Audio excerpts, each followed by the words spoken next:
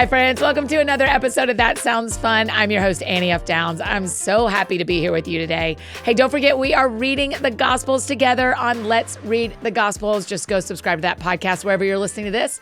You are not behind. Don't you even worry about it. We are on day 5. We're going to read all 4 Gospels in 30 days. You can very easily catch up or just jump in with us today on day 5 and come on and listen along with us for the month of September. Before we dive into today's conversation, I want to tell you about one of our incredible sponsors. This show is sponsored by BetterHelp. Sometimes we get so busy that we put off trying anything new because there's no possible way we have time for that. But learning a new thing or staying curious can often be such a helpful way to relieve some stress. I am such a fan of being a lifelong learner, and that includes learning more about myself too. Therapy can help you reconnect with your sense of wonder and your sense of self. So if you've been thinking about starting therapy, give BetterHelp a try. It's entirely online, super convenient, and flexible to your schedule. Plus, getting started is so easy. You just fill out a quick questionnaire. Y'all know we love a quiz, and you'll be matched with a licensed therapist. Plus, you can switch therapists anytime at no extra cost, so you make sure to find the right match for you. Rediscover your curiosity with BetterHelp. Visit betterhelp.com/thatsoundsfun today to get 10% off your first month. That's BetterHelp, HELP.com/thatsoundsfun. And today on the show, I get to talk with a writer and Bible teacher, Ashlee Eiland.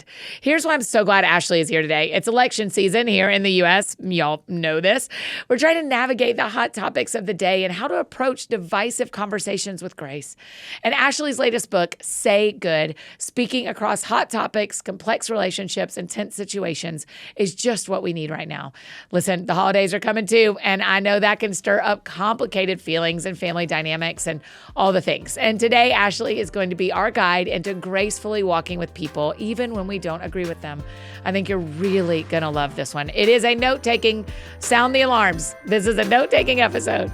So here's my conversation with my friend, Ashlee Eiland. That sounds fun. Eiland? Yeah. Okay. Like the landmass. Ashlee Eiland, welcome to That Sounds Fun. Thanks for having me, Annie. Johnny cannot cut that out. The whole world needs to hear me double check how to say your last name live. I appreciate it. On the podcast. Okay, the first question we always ask, because it's our 10th year, we've got to know, what sounds fun to you? Annie, I want to go to Paris. Oh, the Olympics. We're recording this amidst Olympics. And particularly, I'm interested in how Snoop Dogg got this gig. And Flava Flav. I literally come through. There was a thing this morning that I read that said, who would have ever dreamed in the year of our Lord 2024 that the two most wholesome experiences at the Olympics would be Snoop Dogg and Flava Flav? 110%. Amazing. It's amazing. I mean, Flava Flav is just in there saying, women, yes, who are having 2 to 3 jobs just to support the sport that they love. He's like, I got you. I know. I literally said to the Lord this morning, I was like, if you'll give me that kind of money, I would love to do that. Just left and right. Do that. Just to go oh, you want to do that different? On it. Let's do it. And then he just got in the water with him. Did you see? Dying. Yes. Flava Flav, how are you this guy? And Snoop Dogg. Snoop Dogg carried the torch. I don't know how he did it, Annie. How would you say it? A Snoopazance? Would that be the Renaissance of Snoop? 100%. I think you got it. A Snoopazance. A D-O-double-G. G-Z. Yeah. Snoopazance. Right. So the fact that he is wearing Simone Biles on his T-shirt and just really providing support and encouragement to these champions' families. Yes. That's what I want to do. That sounds fun to me. I'm going to make it too serious real quick. Okay, Your go for book it. is called Say Good, speaking across hot topics, complex relationships, and tense situations. In it, you talk about how high we go on a tightrope of conversations. And so I want you to know I am willing to have public. I'm willing to be on the level where we have a public conversation. So my question is, you have a different experience seeing Simone Biles and Snoop Dogg than I do, because for those of us just listening, I am white. Yes. And you? I'm a Black woman in America, Annie. Yes. So tell me how it's different. I mean, I don't know if you can know how it's different. Tell me your experience of seeing a Black grandfather like Snoop and a Black young married woman like Simone Biles having such love of the nation. Yeah. What does that feel like? So you have to understand, I'm tracking Snoop and Simone from before they were megastars. Sure. I have a husband who's a musician, grew up in Southside Chicago. Oh, great. And so music runs deep in our family. Yeah. So I understand what Snoop was putting out like early days before my parents would have affirmed those explicit lyrics. I understand what he's carried in the way of culture. And so to see him on this global of a stage. And mainstream of a stage. Mainstream. Yeah. And I think he called it. He called the shot. He said, I want to be there at the Olympics, the next Summer Olympics. This was a few years ago. Yeah. So to see him put that out there and to show up, not just in this really insignificant way, he's coming alongside people's families. Yeah. And he's saying, I'm providing support to you while you watch your child go for gold. That's significant to me as someone who's seen the Black experience as one that has these ebbs and flows of pain and heartache, but also triumph and success. And for me, as a Black woman watching both Snoop and Simone show up, Simone after coming off of this mental breakdown that she was very open about. Yeah. And I was grateful for it because more leaders and more athletes need to talk about not just the physical fatigue, but the mental toll that your sport or your speciality can take on you. Yes. For her to come back and to say, I'm still here, I'm showing up for the love of it because I can at 27 years old, which is quote unquote old for a gymnast. Yeah. She's like, I'm doing it my way. Yes. I'm doing this on my terms. And for me, that is an example of, for someone like me in her late 30s, what it means to persevere. Cultural perseverance. Because younger generations are watching. Yeah. So how will I show up? Yes. Regardless of the arc that my life takes, both the defeats and the successes, how do I want to continue the story? Yeah. You tell the story in your book about someone coming and asking you a question and they said how articulate you were. And how it actually spun you into a real pile of grief in the over the next few days.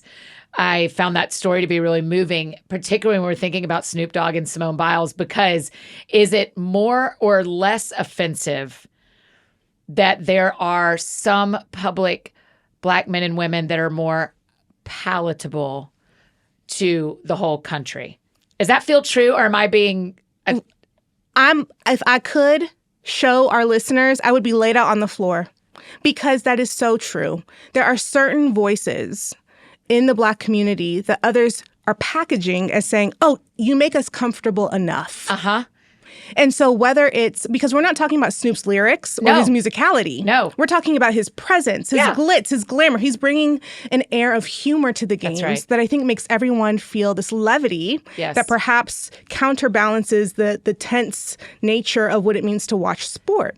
So for me, I'm going, listen, if you want to call me articulate, thank you, I am. But let's not say that because I make you more comfortable. Don't allow that to water down the message my life brings because of what God has asked me to walk through and into in my life. So for me, I'm going, people will say what they want to say. I hope they do say good.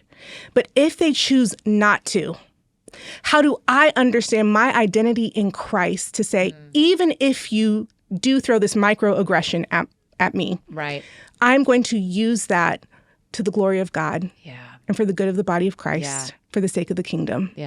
I have that choice. There's an agency in that way. So he might be more palatable for some, but I'm seeing him using that as an opportunity to be himself no matter what. I think it'll be interesting to watch after the Olympics. Our friends listening are seeing this real time. You and I are seeing it Olympic time. I think it'll be really interesting to see, does he make political statements? Does he talk about racial injustice in our country?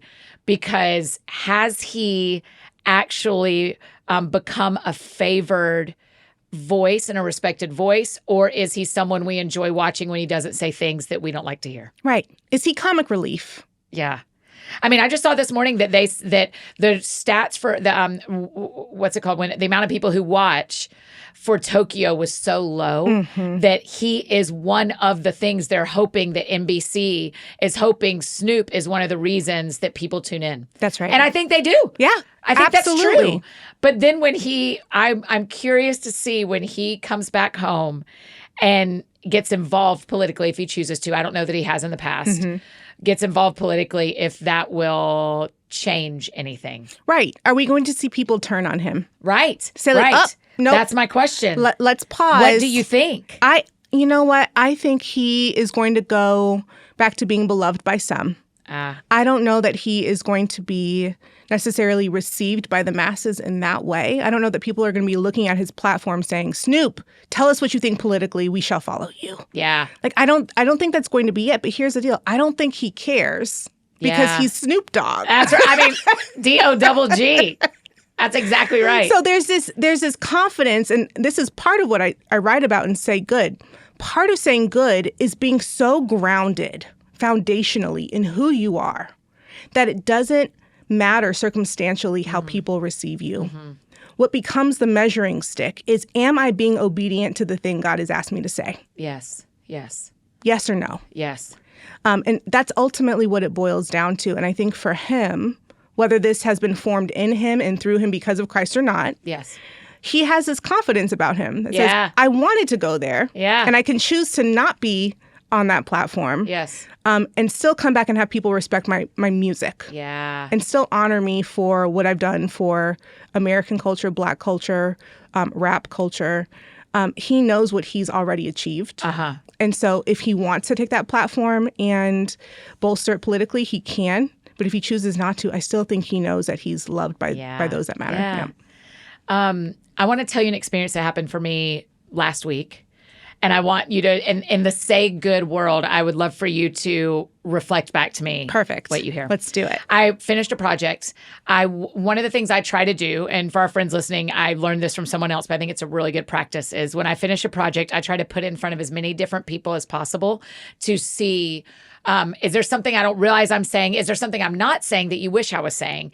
Does this read in any particular way that I can't know because I only have my own eyeballs? Yeah. So I send it to married women, and I send it to dudes, and I send it to people of other races. My pastor friend Dwan, our Black worship pastor at church, he very kindly almost reads almost every one of my sermons, and will be like, say this and this, and then you've made it more inclusive. Love that. Yeah. So I finished something. I send it to one of my girlfriends, a Black woman who has a whole group of friends that I am tangential friends with, but I don't have all their phone numbers. Right. And I say to her, hey, would you look over this for me? I would love your thoughts. She's done it before. And then probably 2 hours later, she writes back and says, and I thought this was, so I want to preface by saying I think this is beautiful what she did. She said, hey, I would love to help you, but Black women are really struggling right now, and we don't have the bandwidth to step into anything for you. So if this was another time, I would love to do this. Yeah. I had no idea what she was talking about. And I went, I'm not on Twitter. Yeah. I hadn't been on Instagram all day. I thought... And it was right after Kamala was, and I thought, is this about Kamala Harris? Right. And so I just wrote back and I said, I'm so sorry for my insensitivity. I love you. Yeah. Let me know what you need. Yeah. And she said, she was very kind back and said, the reason I could say all this is because I know you're not insensitive. So she said nice things back. And then we just left it. I didn't know anything had happened. Yeah. So is that so? What do we do? Fair question. I would have never. So what do we do? I mean, I feel like my friend handled it so beautifully, being like, "I can't," and our group of friends can't. Yeah. And all I could do was apologize, even though I didn't know why. Right. Yeah. So here's the deal. I think there's this interesting tension, particularly as a Black woman, to feel like you need to feel out the spiritual and emotional temperature of what's happening in the world on behalf of all Black women. It could be the case that there are some Black women who are tired and who might choose to read their friend's project. Yeah. Just because they want to. Yeah. Right. Like, sure. Easy. No biggie. At a macro level, though, I think there's this weariness that I think is weighing on a lot of women, a lot of Black women, a lot of people groups who have been marginalized over and over and over again. That wears you down. Now, here's the caveat. I don't know that I would expect my friends to know the implications of that for me specifically. Yep. But what I want to affirm in your friend is that there's clearly this trust, and we talk in the book about relationship. Yeah. How these conversations yes, fair. That's right.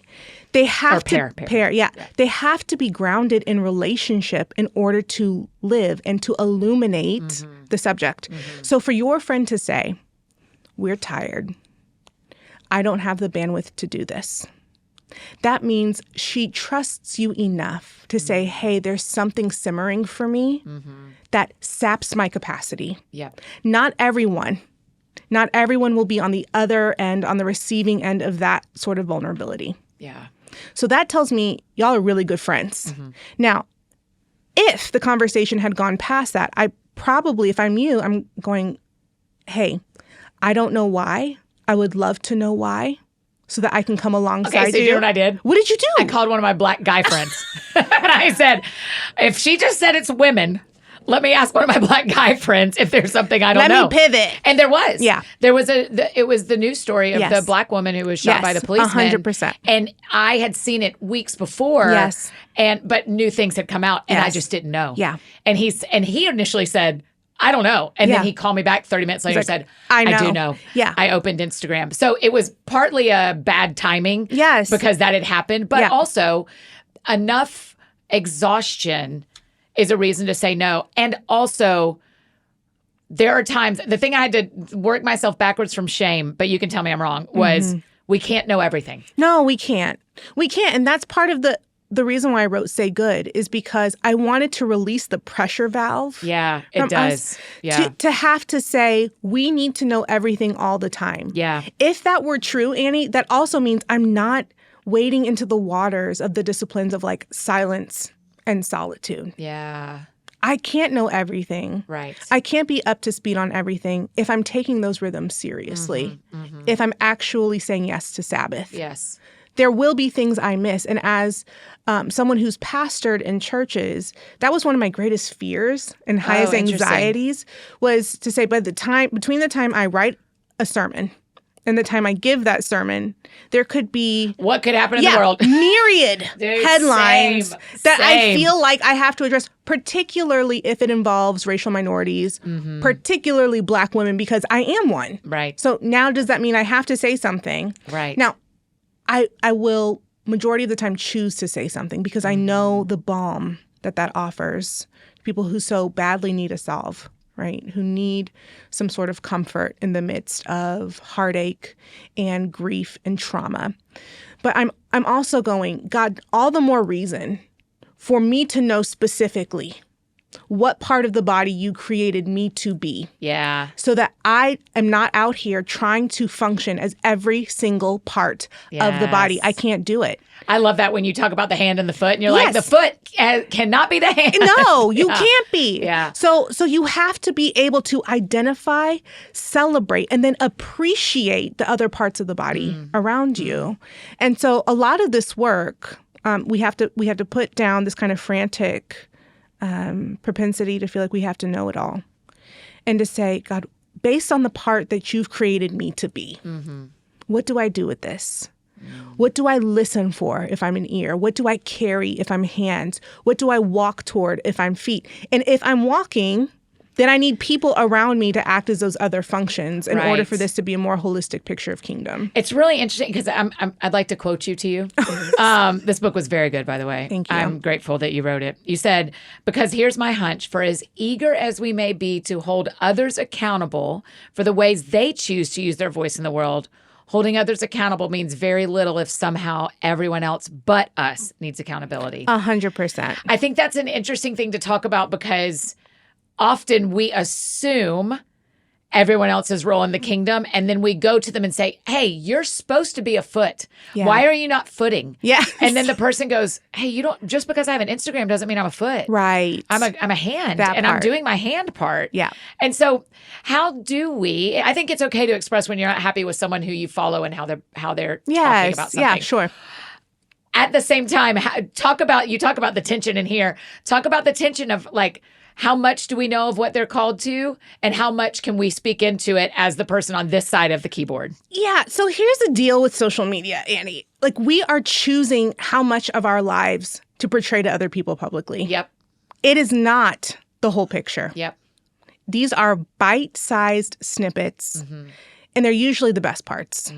And if they're not the best parts, they're the manufactured versions of the not great parts. Right. So we have they're the worked through. They're like the edited version of my breakdown. I'm telling you, when someone is sitting and crying on their Instagram, I'm like, that isn't the first time you had these tears. You've refilled this 4 times. That's right. I know. You've cried through it. You've cried through the takes. So I think that's something we have to keep in mind. What's the role of our engagement on social media in the first place? If we are looking to social media to solve all of our gaps in thinking, if we are looking to social media to be the filler for the mystery that God promised us would be part of our working out our faith, then we're going to see social media as this idol that ultimately falls short. So I think there's this retooling of like, what's the motivation for being on there in the first place before we prop up influencers or people with followings, people with platforms to say, now I need you to speak to this thing or else I can't think about it for myself. I need you to speak first so I can react, whether it's a positive reaction or one that's counter to yours. So there's this kind of great leveling. And this story in the Gospels that I think of, in Mark 6, Jesus sends out the 12 disciples. Here's the deal. He's saying, I'm sending you all out with authority, but I'm sending you 2 by 2. Here's what's interesting to me. He didn't send them out individually to kind of go and be scattered. He said there needs to be some accountability there. I need y'all to go together. Because with accountability, there's also this, there's a perspective of authority that is both witness and humility. Oh, wow. So you have someone to bear witness to what's happening in that space, but you also have someone to say, hey, slow down. Take a step back. And the unfortunate thing about social media is it's largely an individual sport. Yeah, that's right. We play solo. That's right. We comment solo. We see people in those squares or in the rectangles of reels on their own, giving us content that in many cases shows themselves in their own perspective. But Jesus said, he said, I'm not sending you out like that. I'm sending you together. That's good.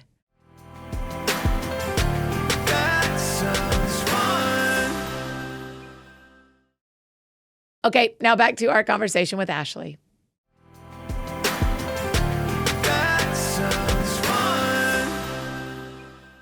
And I'm thinking about Psalm 1. We've done a lot around Psalm 1. And it says, don't walk in the ways of the wicked. And don't stand in the paths of sinners. That's right. And the paths of sinners, it's just like when you get to a crossroads, if you are by yourself, it is a lot harder to decide which way to go. That's right. And so I think that's really interesting that Jesus sending him 2 by 2 is also meant to be accountability and witness, like humility and witness. That is really helpful. I love what, so I didn't put this in the book, but Proverbs 18:22, the Message version, says, words kill, words give life. They're either poison or fruit. Here's a catcher. You choose, the text says. The text says you get to choose whether the words that you are putting out into the world are going to create a world that kills or lend itself to a world that gives life. I mean, we just do not take that seriously. No, we don't. We do not take that seriously. I sent a text. I did a text today on my computer. The Lord, the fast backstory is, on my birthday, the Lord and I had a pretty serious conversation. I brought some complaints. He also did. It's a dialogue. It was a dialogue. In fact. And it was a very important conversation about how I use my words. I started a text today about a thing that I absolutely get to speak into. I started a text about it. And then I literally sat there and I went, what if this is gossip and what if this needs to be said? Like, what is your spot and what is not your spot? And even your tone, because this person knows you so well, your tone in text is either going to be gossip or grateful. That's right. And That's so good. I did. I mean, you're right. It's a you choose. Because I wrote up what I wanted to say. Tick.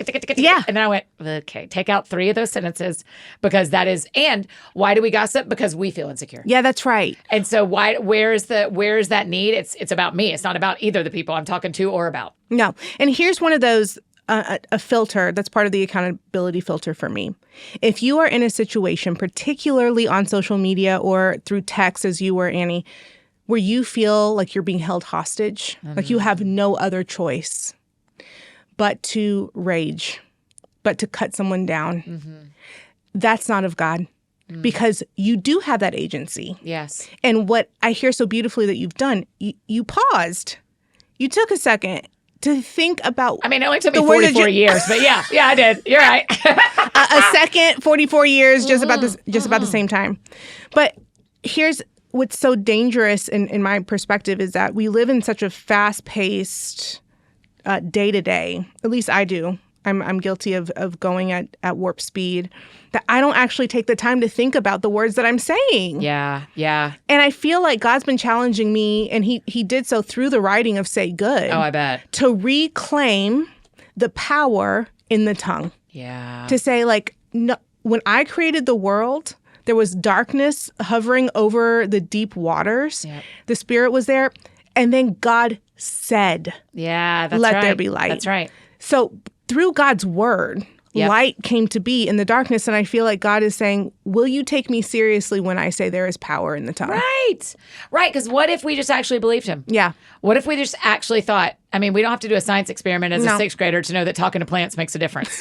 I think one of my plants in my office is going nuts. I'm like, is Lillian reading the Bible to this one plant? It's all that carbon dioxide. There's a thing you say in the book that I think is really interesting. You said the process of using your voice will ask you to let go of something. So whether that is in racial justice, whether that is in choosing life over, I mean, I had to let go of something today. That's right. I had to let go of my own insecurities and my own pride today to send a text that was not gossipy. Yeah. But this obviously, Say Good is much deeper than that. But will you talk a little bit about, like, when we do use our voice, it isn't like, just do it, it'll be fine. It's like, no, this could just going to make you let go of something. Yeah. So when you choose to use your words to say yes to God in giving life to the world around us, I feel like that is directly coming against all of the false gods that prop us up on the daily. Yeah. The false god of ego. Right. The false god of insecurity. Yep.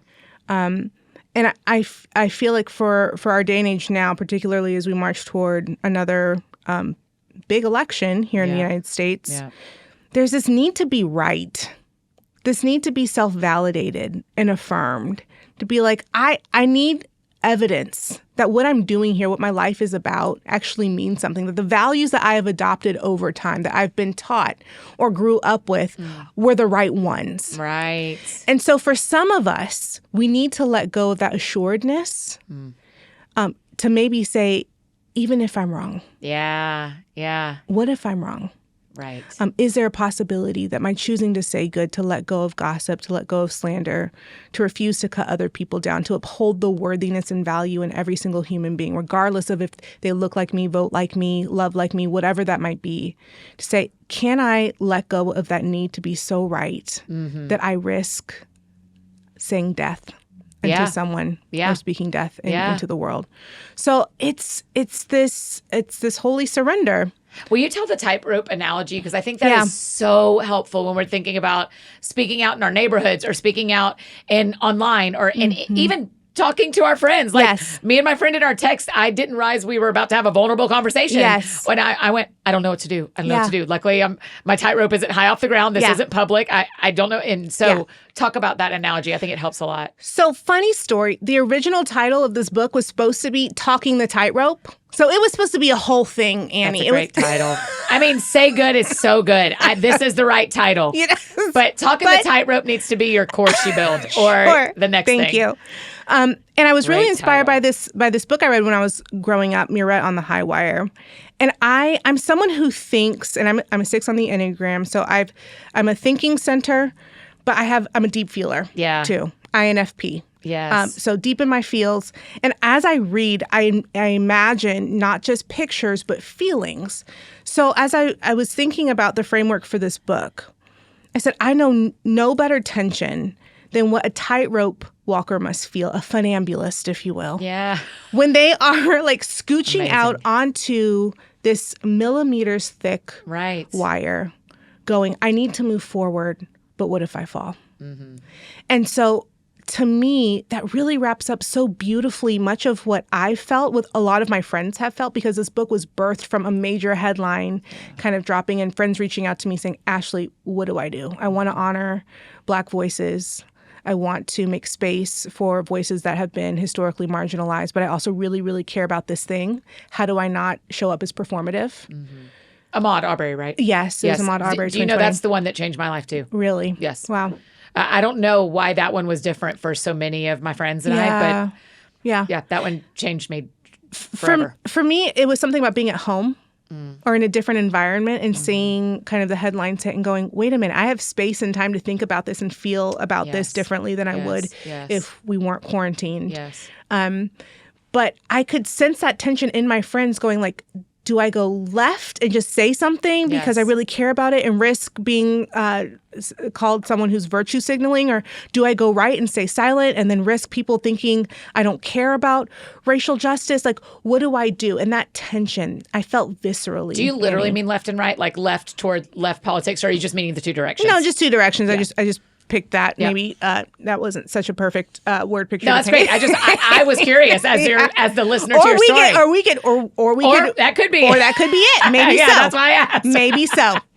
And I imagined someone at great heights trying to defy a chasm. And I said, this is what we're trying to do so often, day in and day out, whether it's from a massive platform or across a coffee table. There is a chasm there that we're trying to cross. And if we're showing up, this is the caveat. I'd say I'm assuming that people want to show up to this work. Yes. This isn't a book for people who are just like, no, I don't actually care what you think. This is for people who are saying there's space for difference of opinion and I want to be better at this. Yes. Whatever that chasm is, I wanted to honor the feeling of doing the work gingerly, but doing it. Yeah. That's what I feel like tightrope walkers do. They're artists who balance across chasms between risking it all and showing up victorious. Yeah. And to me, that's what a picture of faithfulness. Yes. And trying to march toward Christ-likeness in this way with our words and with our lives across difference, across spaces that a lot of people wouldn't dare defy. What would it look like if we tried to do that faithfully? And so that's the picture that kept coming to mind, and that's what I wrote toward. And it ended up, despite the title change, still being a main theme in the book. And I'm really glad that a lot of people who've read the book have really resonated with that because it does connect to a feeling. Oh, it makes so much sense to me because even as you're talking, the sentence that comes to my mind is, it feels like a little bit of what happened in 2020 as people said, tightrope walk across Niagara Falls or die. Yeah. And I went, I've never been on a tightrope. Is there a version where I can practice? Right. How? Is there? Yeah. I mean, that's kind of how it felt as a public person it was like, get walking, tightrope. You better go across Niagara Falls. And I wanted to be like, someone tell me the first 3 steps of being a tightrope walker before you put me over Niagara Falls. And what your book does is kind of goes like, here's how you practice at home. Yeah, that's right. This is called a slack. Yes. Like a slack line. Yeah. This is a slack line you do at your house with your family. And you start really low. Yes, and you start really low. We don't start across like a national treasure. That's right. You start on your living room. That's right. And that's what we could have used. You couldn't have known. But had we been gifted this book in 2019, I think some of the tensions would have been so different because we'd have gone like, oh, we've been practicing. That's right. So now I have been practicing. Yes. And therefore, these conversations are happening more frequently, publicly. Right. Yeah. Because I've been tightrope walking for 4 years now in some way or another. That's right. Not perfectly, not in the way that pleases everyone, but I at least own a tightrope now. That's right. 100%. And I did it before. Yeah. And to your point earlier, it's not just what we are doing on the offensive, the words that we're putting into the world. It's also our reactions. Yes. So, and I'm hearing in your story with your friend, you probably received her response differently than you would 4 years ago. Yeah. I know. I'd have been like, what? I'd have called her and been like, what do I not know? And I was like, I'm sorry. Yeah. I don't know. Yes. But I love you. Yeah. You said something anyway. Yeah. You had a response and it was loving. It wasn't panic. Yeah. And it wasn't oh my gosh, I've messed up. I'm never talking to her again. It wasn't like which would have been a version of me at some point because for a lot of things, but fear used to have me go, I just won't ever ask anyone to do anything ever again. Bye. That's right. Yeah. And that's not how we were created to live with each other. Like this is going to be imperfect. So if perfection is the goal, we've already lost. Yes. We have to have a different center. We have to have a different bullseye when it comes to these kinds of conversations. For me, that bullseye, I talk about coming back to like this centered value to say, what's your why? Like we talk about that at the beginning of the book. You have to have something to come back to because if you don't, it's going to be so disorienting. Yeah. Be like, why am I even doing this? Why did I call my in-law or my parent or the sibling from whom I'm estranged? Like, why did I actually place that phone call? You have to come back to a why and a greater vision of my goal is to love God, love neighbor. Yeah. And part of loving neighbor well is to say yes to some of these really hard conversations. Yeah. That sounds fun. Hey friends, just interrupting this conversation to tell you about one of our incredible partners, Hiya Health. I know the germs are flying since kids are back in school, so I love that Hiya Health can be one easy way to get my mini BFFs their vitamins and help them hopefully stay as healthy as possible. So many kids' vitamins end up basically being candy, so we are big fans of Hiya because it's the pediatrician-approved chewable vitamin that is made with zero sugar and zero gummy junk.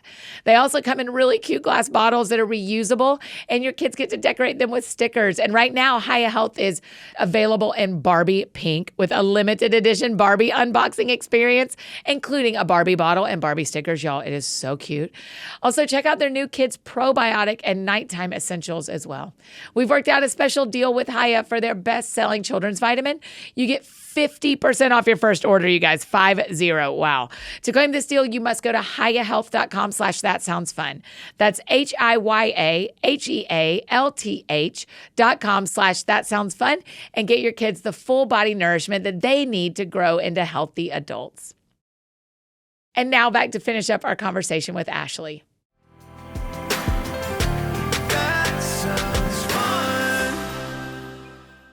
I like to ask when my Black friends come on and have a story to tell, a book to share. One of the questions I like to ask y'all, because now by writing Say Good, you have inadvertently agreed to teach white people. Yes. Right? Yeah. I mean, that's been part of my story. That's Yep.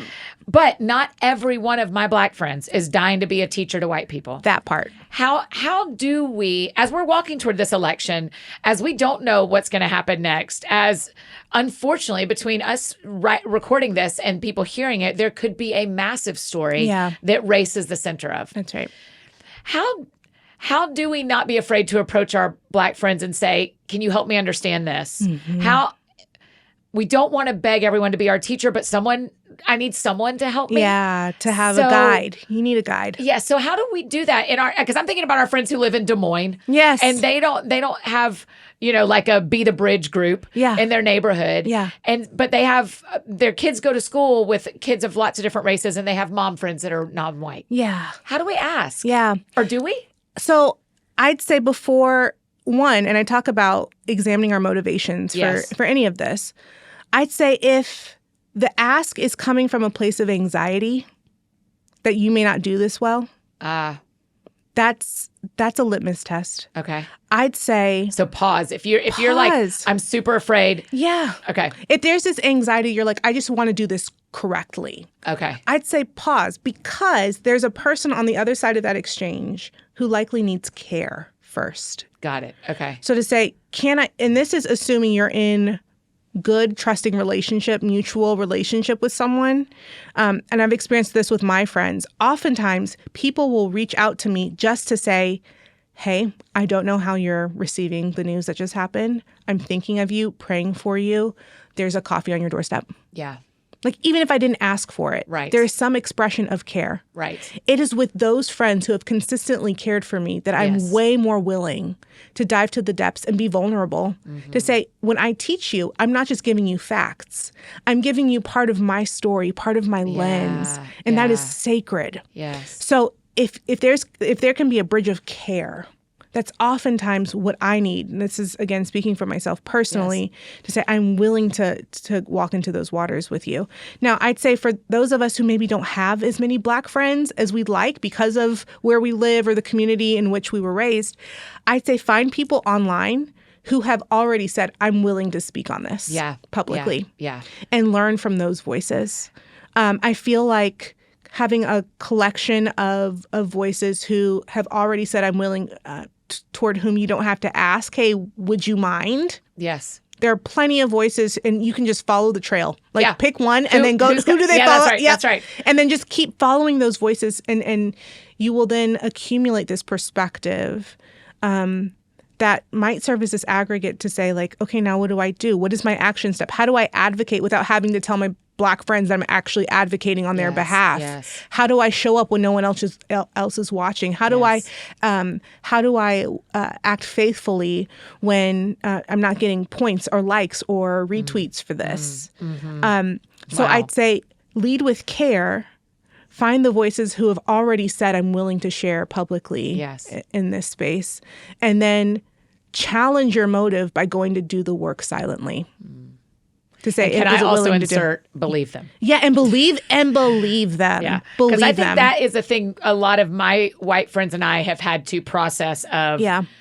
Especially the online work where we see someone telling a story online and they're a racial reconciliation. They are doing this work. Yeah. And then they tell a story and I go, I mean, was it really like that? Yes. And then you go, so my friends and I, my white friends and I have discussed, no matter what, we believe them. Yeah. We believe them. If it felt like that, it felt like that. Yeah. Because I'm going to have an experience where I want people to go, because you're a woman in leadership, I want men. It would mean the world to me if I said to men, this is what it feels like to be a woman in leadership in this situation. Them go, I bet it does. Yes. I bet it does. Even if they've never, I just had a thing happen at church where I said, this choice is making me feel like this. And the leader I sat with said, I had not thought of that, and I can totally see how that would make you feel that way. And that's right. That's all I needed. Yeah. I still did the thing they asked me. I mean, it still moved everything forward, but I think that belief is a part that we can do silently. Yes.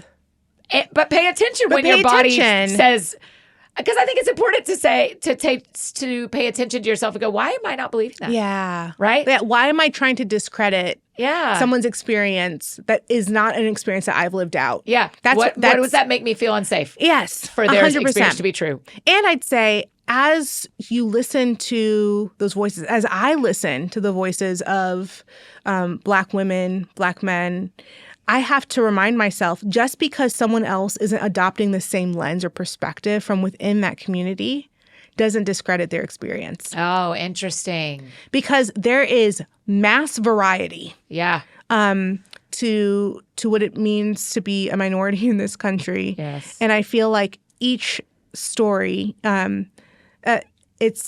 I think I write about Chimamanda's YouTube video and her TED Talk, The Danger of a Single Story. Yep. And I feel like what we can do sometimes... We'll link to that, by the way. Okay, perfect. Yeah. What we can do sometimes is say, oh, I've gathered enough data. I know how this goes now. Right. And then that completely empties the fresh filling of the Spirit in a situation where you're going, like, maybe it's not the same this time. Wow. God, what new thing are you doing here? Wow. In this person, in this exchange, in me as I listen and receive. Yes. Maybe I don't know how this goes. Yeah. Maybe this person was willing to tell me their story this time, but they're not this time. And what can I learn from that? Or maybe this person is courageously stepping into a void that they otherwise would not have. And how do I honor that? Mm-hmm.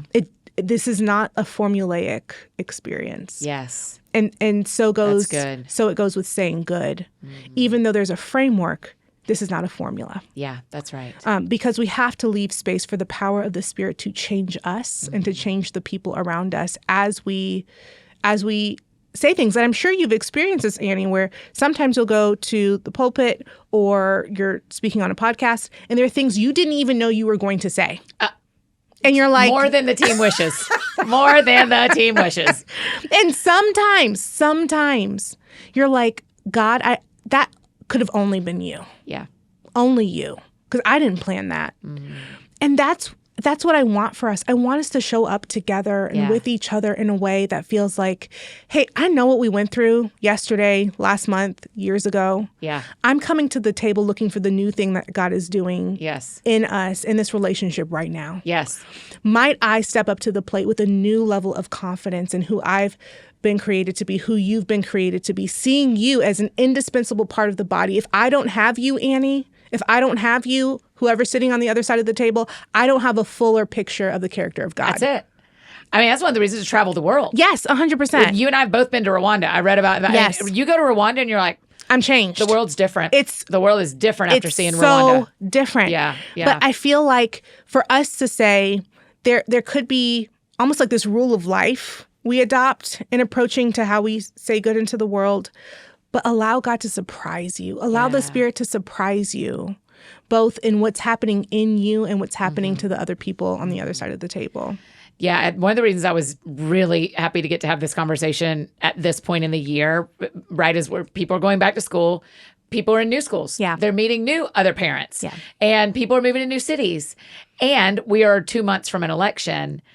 And I mean, I kind of just wanted to like have you help us. And this is why, friends, go and get this book if you don't have it yet, because I want our friends listening to have real friendships with people who don't look like them. That's right. Whether it's our Black friends listening who need to have white people up close to hear, or vice versa. Yeah. Right? And which is the majority of our audience is white people. And so I think I could be surprised. We might be surprised.